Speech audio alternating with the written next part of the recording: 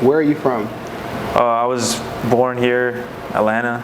I was raised in Doraville, but my parents, they're Mexican, so I'm Mexican full blood pretty much. I was just born here. What was your early life like? It was pretty chill, yeah. I wasn't really into this camera stuff, or really I wasn't even into hip hop for the longest. That wasn't really until like I was in college for the one semester that I went there. But growing up, I mean, it was. I mean, I've had my hard times. Didn't grow up like in the best financial state or whatever. But I mean, shit, I'm here now, and it's thanks to my past that like I kind of have something to work with and like something to keep doing what I'm doing. Yeah. You mentioned that you weren't into hip hop. What were you listening to?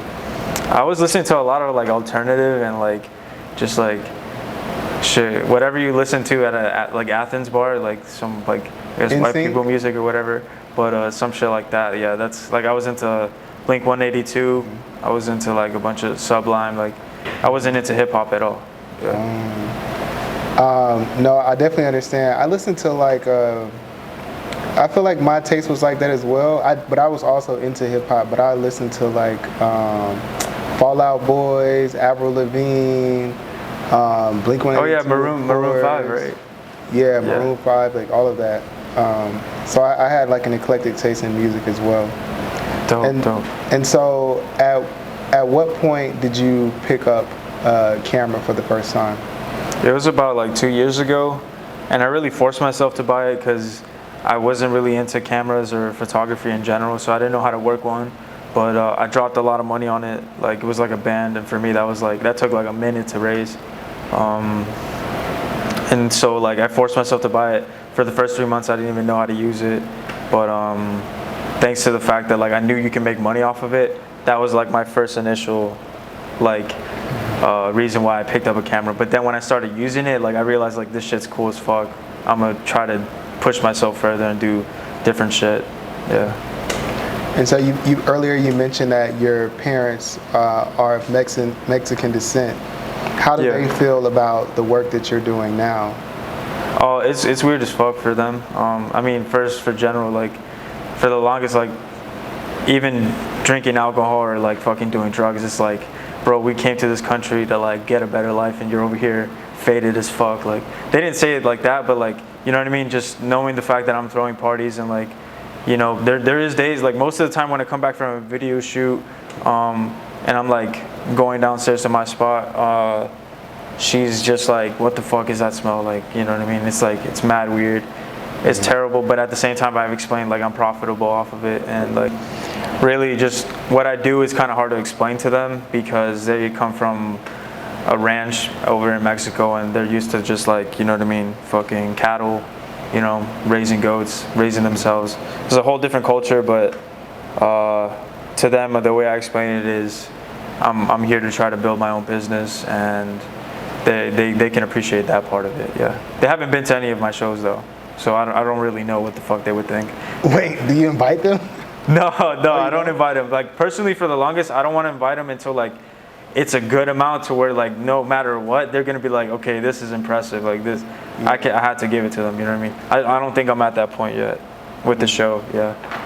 Do you ever go back to visit Mexico? Never been there, bro. Really? Never been there. No. Wow. Yeah, I've been really on the East Coast most of my life, and Georgia's kind of like where I am right now. But I do need to like get my passport and just like start traveling because that's the first place I really want to go to. Visit my other family over there too. Hell yeah. At what point did you decide that you wanted to start a business from photography? So I know you got the camera and you started taking pictures, but like when did you say, okay, I'm gonna start capture the people? So for the longest I was just doing a bunch of event photography with like weddings, birthdays. I was doing a lot of like photo shoots and stuff like that for models and stuff, but never with an artist or something like that. And I'm just downtown making like this video with like an old friend, and out of nowhere an army of those like bird scooter kids like that just do crazy shit all over downtown, speeding on the road and shit like that. Those wild motherfuckers came over and they had the craziest energy. They were like, yo, what's up, like I love your camera. They were just like so like energetic, and they're like, oh yeah, I'm an artist. And from that day on, like every artist that I've met, they have some sort of like same vibe to them, where they're also creators, you know what I mean? Mm-hmm. So I lied to them when they asked me if I made music videos. I was like, hell yeah, I do. I charge like this, this, and this. I was just trying to make some money at the time. But when I actually shot it and I was editing it and like really like just putting in my full effort, it was something that I fell in love with. Like it was like by accident, really. But yeah, ever since then, I decided to switch over from working with like, you know, birthday shoots, like social events, stuff like that, and just work with artists and music really in general. That's just because like artists are also understanding of like creativity, you know what I mean? Mm-hmm. If someone's paying you like $1,000 for a wedding, like they don't give a fuck what you're doing. Like I better not see you sitting down like, what are you doing standing there? The shot is right here, but really they don't understand like angles and stuff like that. So I was tired of that shit, and I just started working with musicians for sure. What has been the most challenging aspect of starting your business? For sure, it's I've had to do a lot of growing up, for sure. Cause you can't lead a team if you're not like on point with your shit, and so it's kind of like I care about so much of.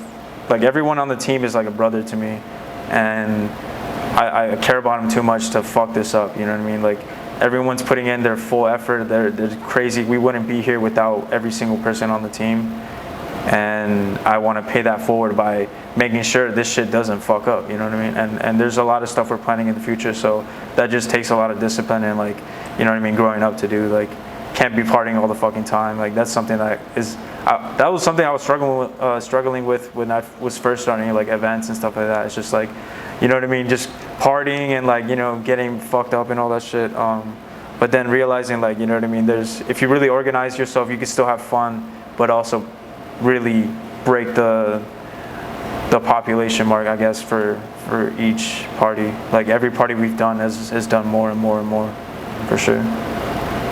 So you mentioned that you had a team. How did you gather your team together?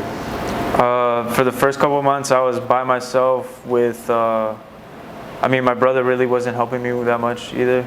So it was really just me. But then I did my first podcast with my cousin who also made music. And I just had met my cousin, like, and he was already like 19 years old. So like, started shooting with him. He became the first official member. Then Rodrigo, he makes music. He was going to my school. Like we went to middle school together. He started like, it turns out he's doing like shows and stuff like that too. He's performing, he's making music and stuff like that. So he became on the team. And then I met Alex at this other job that I had. I was working at a golf course. We met through there. And after that, Eric was put on the team. And then we met Gio like about 3 months ago or so. And yeah, just the team. And then Bambi's been the most official recent member. He's an artist, but he's gonna help us out with like merch and stuff like that. But as far as building the team, it happened by like complete just like luck, because everyone is so good at what they do. It's just luck. That's all I can say. But I'm glad, like, you know, we've crossed paths and they've been able to be a part of it. And the thing about every single one of them is they've told me that they wanted to be a part of it. So it showed to me that they give a fuck. You know what I mean? So yeah, everyone on the team is dope.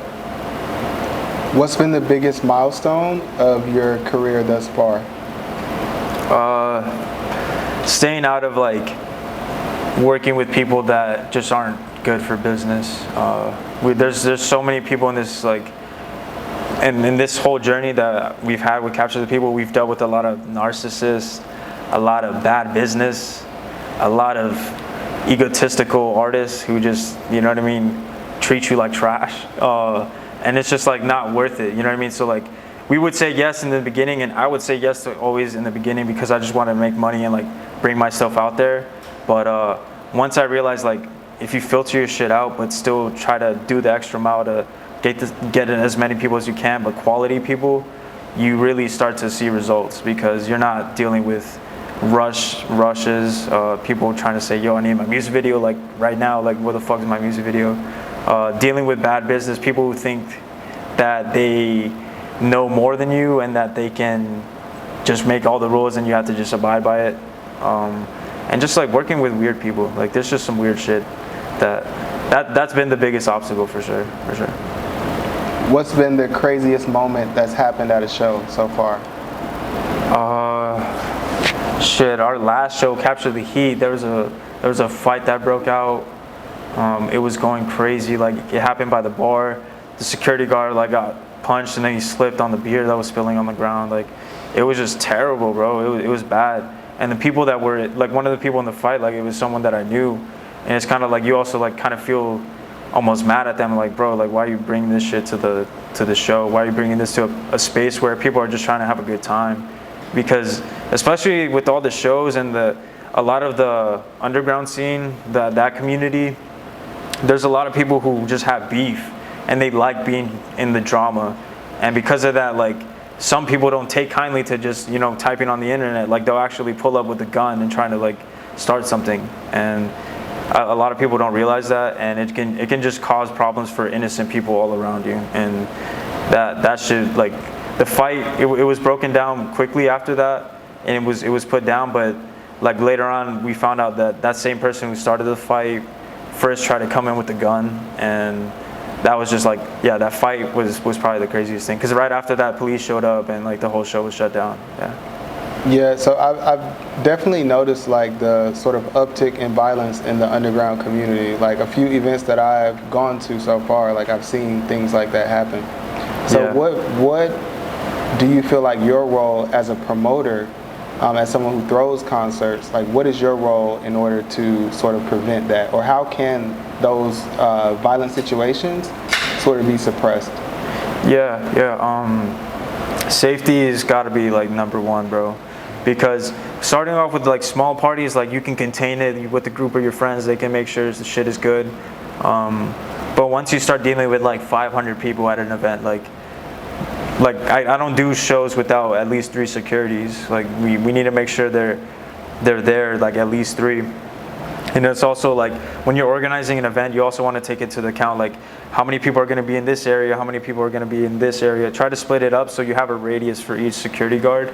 But really organizing where the fuck these people are and making sure that security is there, so that way you avoid these problems.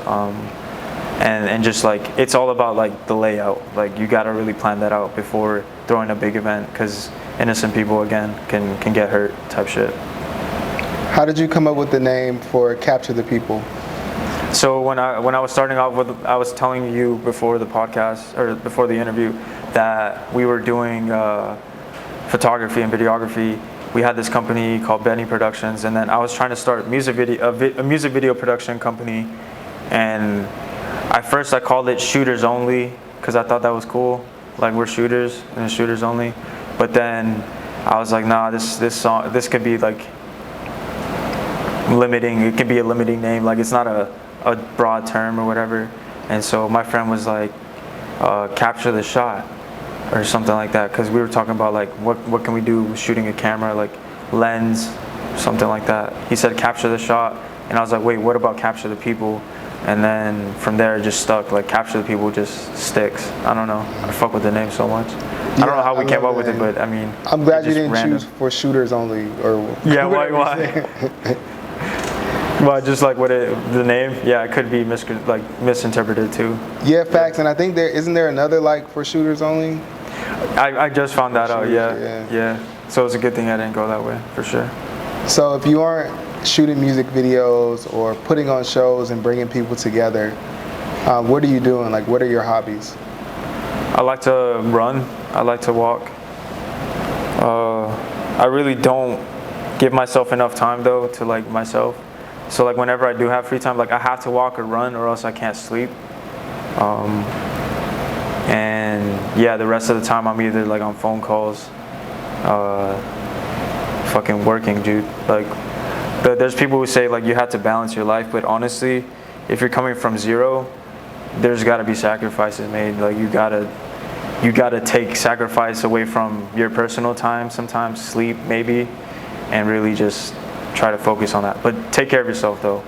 The way I would do it is like I'll do like the weekdays I'm going crazy, and then I'll give myself like a Sunday or whatever, you know what I mean? Just relax, chill. But yeah, I'm just either doing some sort of running or walking, and then I play guitar. But there's a couple projects in the works, so like I'm just kind of trying to train and like practice for that. But yeah, I mean, it's Capture the People is so fun because it's doing shit that I like already. So like I can kind of consider it part of my hobby too, I think. Where do you see Capture the People 5 years from now? My dream is to have Piedmont Park like packed out. Some sort of, we want to be on the same status as Music Midtown, especially with the events that we're doing. But we're just trying to like keep pushing what we're doing and expanding to broader audiences for sure. Are you collaborating with any other promoters or? Yeah. For the longest I wasn't doing that, but then I started seeing really good organizations, good people, and working with those people. And there have been some options that we've had, but then like later on, like we just see it's kind of a risk because it could be a potential bad business deal or whatever.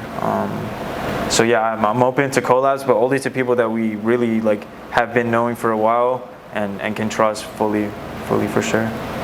What inspired you to become a businessman?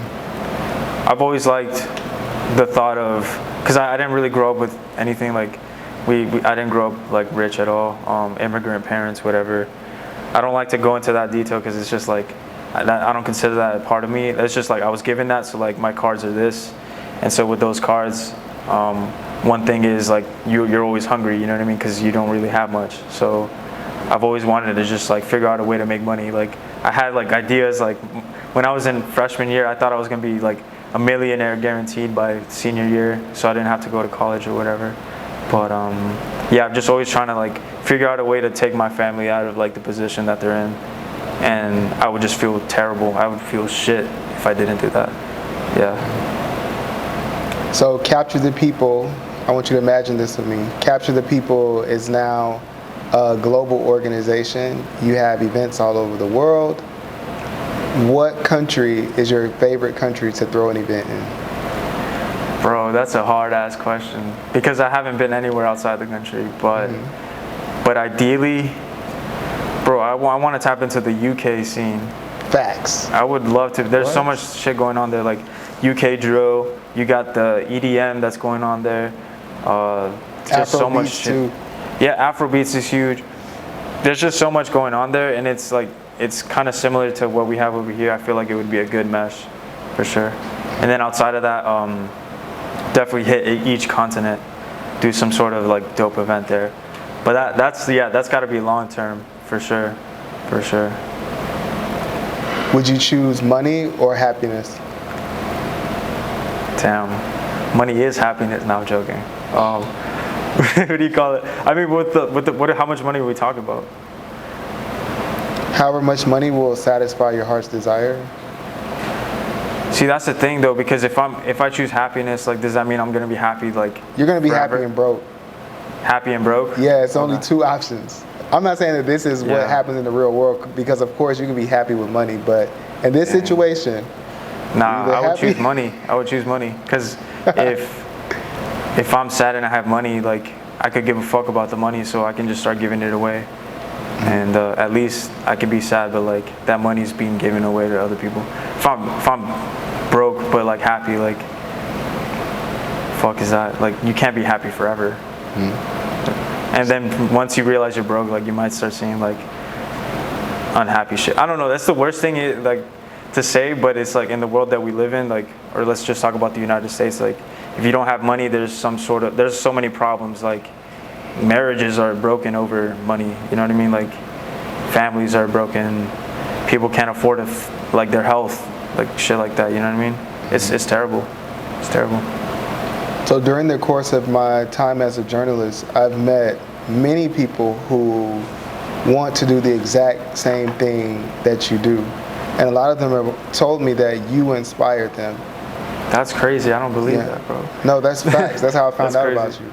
And so for someone who doesn't know about Beni or Capture the People, for someone who wants to be a business person, what advice would you give to them?